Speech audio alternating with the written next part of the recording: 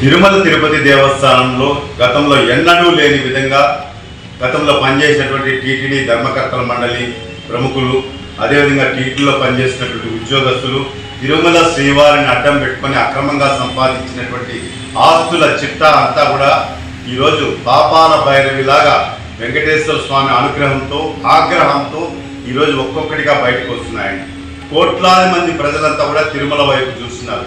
తిరుమల తిరుపతి దేవస్థానంలో భక్తులు భక్తితో స్వామివారికి సమర్పించే కానుకలని ఎందుకు ఖర్చు పెడుతున్నారు, ఎక్కడ ఖర్చు పెడుతున్నారు, ఎలా ఖర్చు పెడుతున్నారు అని తెలియాలంటే ఖచ్చితంగా తిరుమల తిరుపతి దేవస్థానంలో సమాచార హక్కు చట్టాన్ని తీసుకురావాలని చెప్పని నేను ఒక స్థానికుడిగా, శ్రీవారి భక్తుడిగా గతంలో అనేక పర్యాయాలు విజ్ఞప్తి చేశాను.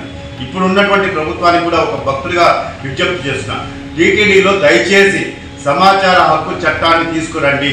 ప్రతి భక్తుడు కూడా ఎక్కడ అనుమానం వచ్చినా టీటీడీ ఉన్నతాధికారులని, ధర్మకర్తల మండలిని ప్రశ్నించే హక్కు ప్రతి భక్తుడికి ఉంటుంది. ఎందుకంటే కేంద్ర రాష్ట్ర ప్రభుత్వాలు తిరుమల తిరుపతి దేవస్థానానికి ఎటువంటి బడ్జెట్ కేటాయించదు. కేవలం తిరుమల శ్రీవారికి భక్తులు సమర్పించే కానుకలతోనే ఈరోజు వేలాది మంది ఉద్యోగస్తులు ఉన్నారు. వేలాది మందికి వైద్య సదుపాయాలు, విద్యావకాశాలు, ఉపాధి అవకాశాలు కలుగుతున్నాయి అంటే అది వెంకటేశ్వర స్వామికి భక్తులు సమర్పించే కానుకలతోనే. ఈ విషయాన్ని దృష్టిలో పెట్టుకోవాలి. ముఖ్యంగా టీటీడీలో అధికారుల లోటు అనేది స్పష్టంగా కనబడుతుందండి. టీటీడీలో పదవీ విరమణ చేసేసి వెళ్ళిపోతున్నారు. తిరిగి ఉద్యోగ నియామకాల కోసం నోటిఫికేషన్ ఇచ్చిన దాఖలాలు లేవు చాలా సంవత్సరాలుగా. దీని కారణంగా ఒక్కొక్క అధికారి మీద అదనంగా భారం పడుతుంది, పని భారం పడుతుంది.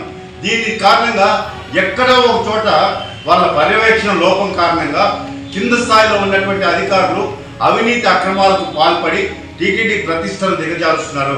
కాబట్టి దయచేసి ఈ డిప్యుటేషన్ మీద వచ్చే అధికారులను కానీ, అదేవిధంగా పదవీ విరమణ చేసినటువంటి అధికారుల్ని మళ్ళా తీసుకొచ్చి పెట్టడం కానీ పూర్తిగా నిషేధించాలి. టీటీడీలో ఎవరైతే కొత్తగా ఉద్యోగస్తులు, విద్యార్థులు ఉన్నారండి, ఎంతో ఉన్నత చదివి టీటీడీలో ఉద్యోగాల కోసం ఎదురు చూస్తున్నారు, వెంటనే నోటిఫికేషన్ ఇవ్వాలని చెప్పని నేను విజ్ఞప్తి చేస్తున్నా.